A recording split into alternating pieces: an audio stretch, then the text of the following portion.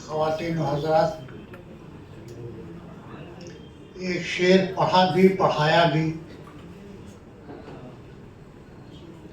اس کی کیفیت بھی سمجھی اور سمجھایا، لیکن آج اس کی کیفیت بالکل جداگانہ ہے۔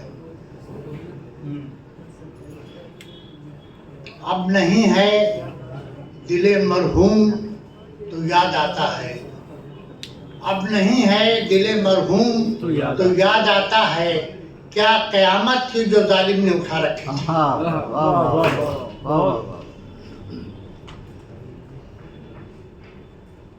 میں بہت دیر سے بیٹھا ہوا یہ سوچ رہا تھا کہ منور پر گفتگو کو کہاں سے شروع کریں، کہاں اختتام تک لائیں۔ اس کو ایک 50 برس کا ایک سلسلہ ہے۔ ان کے آتش و منور پر بہت گفتگو ہوئی۔ میں مختصر طور پر ایک بات عرض کرنا چاہتا ہوں۔ منور کے والد انور علی رانا صاحب بڑے نفیس آدمی تھے، اور منور سے پہلے وہ والی بھائی کی دکان پر آتے تھے۔ منور تو بہت بعد میں آئے، رانا صاحب پہلے آتے تھے۔ ان کے مراسم تھے والی بھائی سے۔ ایک دن کہنے لگے، والی میاں کہتے تھے وہ ہمیشہ، کبھی نہیں سنا ان کو والی صاحب کہتے ہوئے یا والی کہتے ہوئے، والی میاں کہتے تھے ہمیشہ۔ کہنے لگے، والی میاں، ایک لڑکا ہمارا ہے، اس کو بھی کچھ شعر شاعری کا شوق ہے، ذرا سا دیکھ لیجئے اس کو کسی وقت۔ تو ان کا کیا لے آئے ہوتے، لے کے آئے۔ ایک دن رانا صاحب تشریف لائے، ان کے ساتھ ایک نوجوان، اور رانا صاحب نے کہا کہ یہ بیٹا ہے ہمارے، جس کے لیے آپ سے کہا تھا ہم نے، کچھ شعر و شاعری کا شوق اس کو بھی ہے۔ والی بھائی نے منور سے پوچھا، میاں کچھ شعر کہتے ہو، کوئی تخلص بھی ہے؟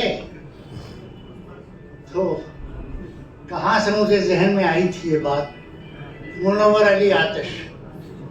تو والی بھائی نے کہا کہ یہ آتش تو باہر رکھ کے آئیے اندر، آگ لے کے مت آئیے یہاں اندر، یہاں کوئی گزر نہیں ہے۔ آپ کے والد صاحب رانا بیٹھے ہوئے ہیں یہاں، ان کا نام شامل کر لیجیے اپنے ساتھ، یہ آج سے منور رانا ہے۔ تو میں بہت دنوں تک کہتا رہا، اور سمیا رانا سے بھی کہتا ہوں کہ ایک قرض رہ گیا ہے۔ منور سے بھی یہ بات کہی تھی، رانا صاحب سے بھی یہ بات کہی تھی، والی بھائی سے بھی کہتا تھا میں کہ منور کا عقیقہ باقی رہ گیا۔ ان کا عقیقہ تو منور علی آتش پر ہوا تھا، اب دوبارہ منور رانا پہ عقیقہ ہونا چاہیے، وہ باقی ہے۔ آپ جو فنکشن کریں اس میں عقیقہ بھی ہو جائے گا انشاءاللہ۔ ایک حرف میم سے ایک مثلث بنتا ہے، منور، ماں، مہاجر نامہ، تینوں میم سے ہیں، اور اسی درمیان میں منور کی پوری شخصیت ہے۔ مہاجر نامہ اور ماں کا ذکر اس طرح ہوتا ہے منور کے تذکرے میں، جیسے انہوں نے کوئی ابتدا کی تھی، وہ اس کے موجد تھے، اس سے پہلے نہ ماں کا ذکر ہوا، نہ مہاجر نامہ کا ذکر ہوا، نہ ہجرت کا ذکر ہوا، نہ تقسیم کا ذکر ہوا، سب کچھ ہوا ہے۔ ہماری شاعری میں بھی ہے، ادب میں بھی ہے، سیاست میں بھی ہے۔ ہجرت کا اور تقسیم ملک کا جو غم تھا، جس نے پورے بر صغیر کا انداز بدل دیا، اور آج تک بدلا ہوا ہے، اور کتنا بدلے گا بھی کچھ کہا نہیں جا سکتا ہے۔ اسی لکھنؤ میں ہمارے دوست بشیر فاروقی تھے، بشیر فاروقی یہیں قریب میں رہتے بھی تھے۔ انہوں نے ہجرت پہ ایک شعر کہا تھا،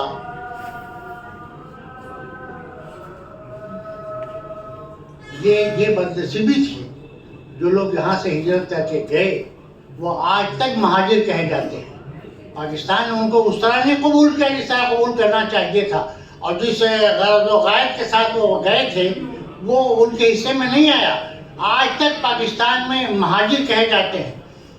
وہ بشیر فاروقی نے کہا کہ اس چمن میں بھی تمہیں چین میسر نہ ہوا جس چمن کے لیے تم نے یہ چمن چھوڑ دیا. یہ بھی تو مہاجر نامہ تھا. اور مجھے یہ کہنے میں کوئی تکلف نہیں ہے کہ 1948 میں جب پاکستان بنا اور ملک کی تقسیم کا حادثہ پیش آیا اور ہجرت کا سلسلہ شروع ہوا اور پھر وہاں کے جو مسائل تھے وہ سامنے آنے لگے تو میرے ماموں مولانا شکیر عباسی صاحب جو ندوی تھے اور شاعری بھی قادر الکلام شاعر تھے, صاحب دیوان شاعر تھے, انہوں نے اس وقت لکھا تھا پاکستان جانے والوں سے ایک نظم ہے ان کی, پاکستان جانے والوں سے, تم تو مجدھار میں کودے تھے بڑی ہمت سے, اب یہ موجوں کی کشاکش سے شکایت کیسی. یہ بھی تو مہاجر نامہ ہے. لیکن فرق یہ ہے ماں کے تعلق سے کوئی بڑے سے بڑا شاعر علامہ اقبال نے جو ماں پہ نظم لکھی تھی والدہ مرحومہ کی یاد میں, وہ ان کے تمام حسن کمال کا معیار ہے, ان کی شاعری کا معیار ہے. انہوں نے اپنے انداز سے بات کہی. لیکن فرق یہ ہے مولانا محمد علی کی اماں بولی اماں محمد علی کی جان بیٹا خلافت پہ دے دو مشہور ہو گئی ساری دنیا میں. جس نے دیکھا اس نے بھی سمجھا کہ میری ماں. خلافت کے زمانے میں, خلافت موومنٹ میں, جنگ آزادی میں ہر شخص یہ سمجھتا تھا کہ محمد علی کی ماں میری ماں اور میری تربیت ہو رہی ہے اس طرح سے. لیکن فرق یہ ہوا کہ علامہ اقبال سے لے کے چاہے محمد علی ہوں چاہے اور کوئی ہو, سب نے وہاں پر شعر کہے لیکن کسی نے موضوع نہیں بنایا. پہلی مرتبہ منور نے ان کو موضوعات میں شامل کیا, ماں کو موضوع بنایا, ہجرت کو موضوع بنایا, موضوع بنا کے شعر کہے انہوں نے, اس لیے ان کی نظمیں مشہور ہو گئی. ورنہ اس سے پہلے کسی نے موضوع نہیں بنایا تھا.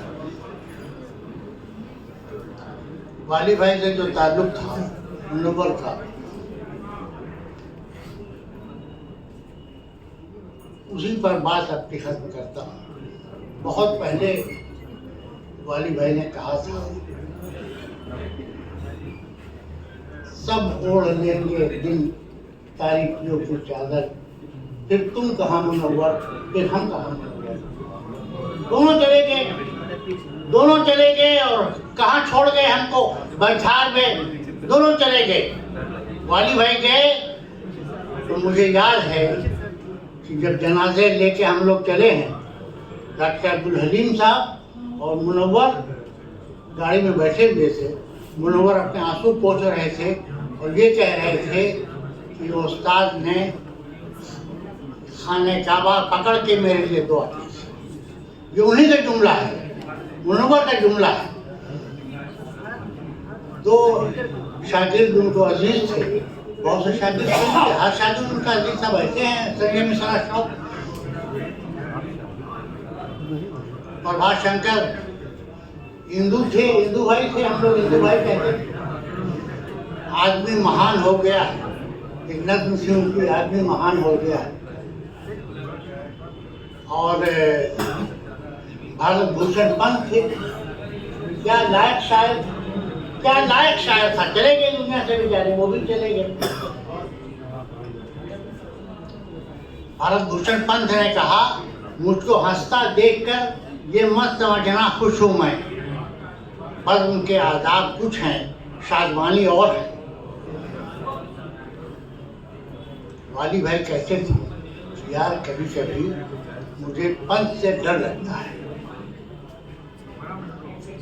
پنت سب کی شاعری کے چراغ گل کر دے گا. پنت یہاں بڑے امکانات تھے لیکن چلے گئے. خوشبیر سنگھ شاد تھے, یہ سب لوگ آتے تھے اور منور کے احترام کے ساتھ آتے تھے. منور کا یہ تھا,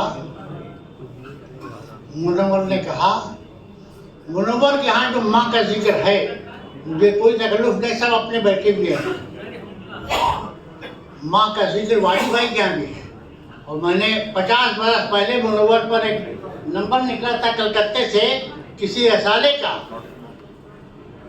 तो मुनव्वर ने मुझसे कहा कि मसूद भाई कुछ लिख दीजिए। तो मेरा मजमून छपा हुआ है, मुझसे मिलना हो तो बंगाल की जानिब आना। पर वो बंगाल में थे, सब लखनऊ से उनका कोई रिश्ता नहीं था, ताल्लुक नहीं था। लखनऊ तो वो इस तरह आए जैसे मीर आए थे लखनऊ में। लेकिन हुआ ये कि एक शेर कभी कहा था कि हुआ इस शहर में जो मीर का अंजाम होना था, गनीमत है मियाँ अब तक निशाने मीर बाकी है। निशाने मीर पर अब बिरयानी खा लीजिए जाके या फल खरीद लीजिए। मुनव्वर के यहाँ ये मौका नहीं है, जैसे सुमैया राना ने कहा था कि उनकी शायरी पर कोई गुफ्तगू की जाए, उनके फिक्र फन पर गुफ्तगू की जाए। इस वक्त तो सिर्फ इसलिए जमा हैं कि हम सब एक दूसरे से ताज़ियत कर दें। मुनव्वर चले गए, मुनव्वर चले गए, जाना था मुनव्वर चले गए। और जाते जाते भी वो शख्स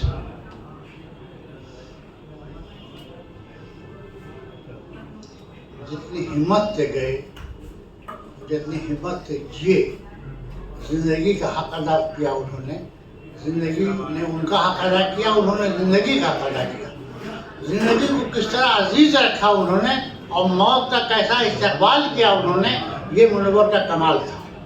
हालांकि अंदर से टूटे हुए थे, अंदर से दिल उनका टूटा हुआ था, मुरझाया हुआ था, लेकिन कभी चेहरे से जाहिर नहीं करते थे। वाली भाई ने कहा था,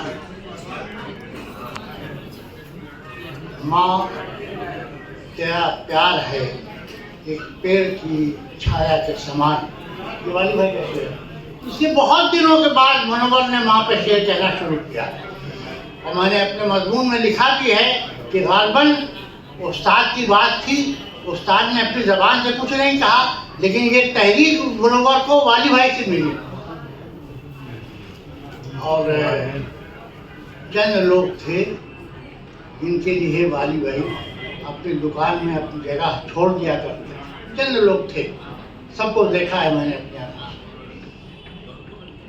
उनमें से मुनव्वर शागिर्द थे, छोटे थे, लेकिन मुनव्वर को भी यह खासियत था कि जब मुनव्वर आते थे तो वाली भाई अपनी जगह छोड़ देते थे, मुनव्वर को अपनी जगह पर बैठा देते। आज मुनव्वर चले गए दुनिया से, लेकिन वो वाली भाई की जगह पर बैठे। मुझसे हसन काज़मी ने कहा था कि रईस भाई को भी इस मौके पर उठा लाया जाएगा।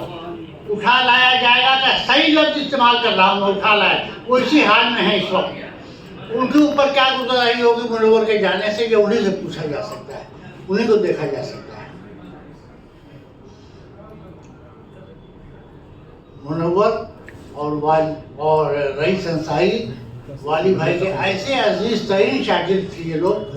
एक जलसे में मैंने कहा था कि सबकी तरबियत तो वाली भाई ने की, वाली भाई की तरबियत रईस अंसारी ने। ये वाक़यात देखे, मैंने वाक़यात बुनियाद पर कह रहा हूँ। वाली भाई ने कहा था, बस यही सोच के हर जुल्म सहा है मैंने, मेरे बच्चों को भी एक रोज़ बड़ा हुआ है। मुनव्वर ने कहा बहुत बाद में कि माँ बाप की खिदमत में यही सोच के लगा हूँ, इस पेड़ का साया मेरे बच्चों को मिलेगा। मिला उस पेड़ का साया, बच्चों को मिला। सुमैया राना बैठी हुई है सामने, उसी साए में पली हुई हैं, उसी साए में बड़ी हुई हैं, उसी साए में पली।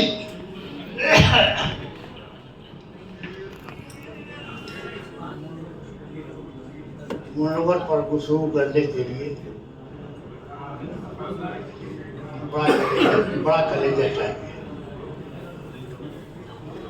और मैं अपने आप को उस वक्त इस कैफियत में नहीं पाता हूँ कि मैं मुनव्वर पर कोई तफसीली गुफ्तगू कर सकूँ। फरोज़ा है सीने में शमाए नफस, मगर ताबे गुफ्तार कहती है बस। बहुत शुक्रिया।